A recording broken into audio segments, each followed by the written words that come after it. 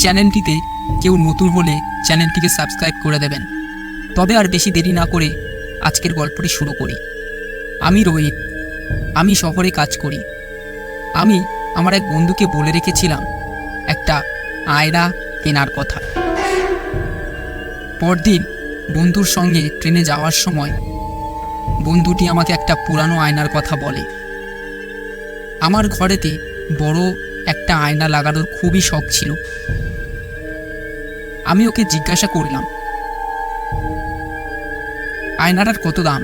সে আমাকে বলে বেশি দাম না, 5,000 টাকা মতো।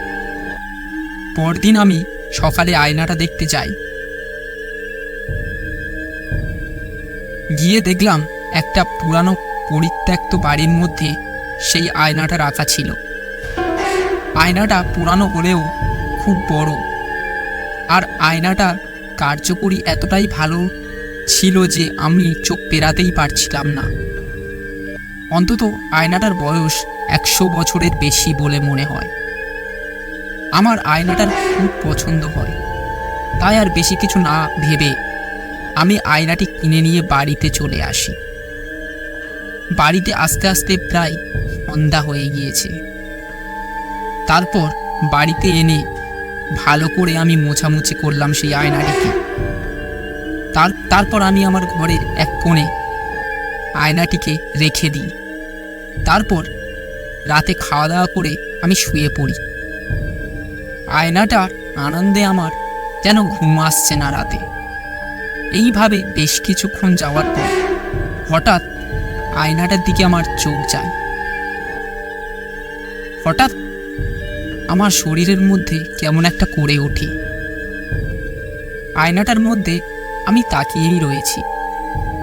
সঙ্গে সঙ্গে দেখলাম আয়নাটার মাঝখানে কেমন যেন একটা গোল হয়ে ভাঁওয়া রয়েছে। আমি খুব ভয় পেয়ে যাই। মনে মনে ভাবতে লাগলাম এটা কি করে সম্ভব? আয়নাটা তো ভাঁওয়া ছিল না, আমি তো ভালো করে দেখে এনেছি। কিছুক্ষণ পর আমি দেখতে পেলাম আয়নাটার মাঝখানে সেই ফাঁকাটার মধ্যে দিয়ে একটা কালো হাত বেরিয়ে আসছে বাইরে। আমি ভয়ে স্ততভঙ্গ হয়ে গেলাম। দেখলাম হাতটা ক্রমশ আমার দিকে এগিয়ে আসছে। হঠাৎ সেই হাতটি আমার গলা শক্ত করে চেপে ধরে। আমি চিৎকার করতে থাকি, বাঁচাও বাঁচাও, আমাকে ছেড়ে দাও। কিছুক্ষণ পর আমাকে সেই হাতটি ছেড়ে দেয়। গলায় প্রচণ্ড ব্যথা করছে তখন। এমন সময় সারা ঘরে কেবল মাত্র হাসির শব্দ শুনতে পাচ্ছি আমি। তারপর আমি বেহুঁশ হয়ে পড়ে যাই।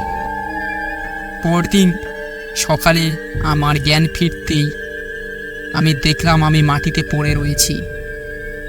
সেদিন সকালে আমি আয়নাটা খুলে যেখান থেকে এনেছিলাম আবার সেখানে গিয়ে দিয়ে আসি। আজ আমাদের গল্পটি এটুকুই ছিল। যদি গল্পটা ভালো লাগে তাহলে চ্যানেলটিকে সাবস্ক্রাইব করে রাখবেন।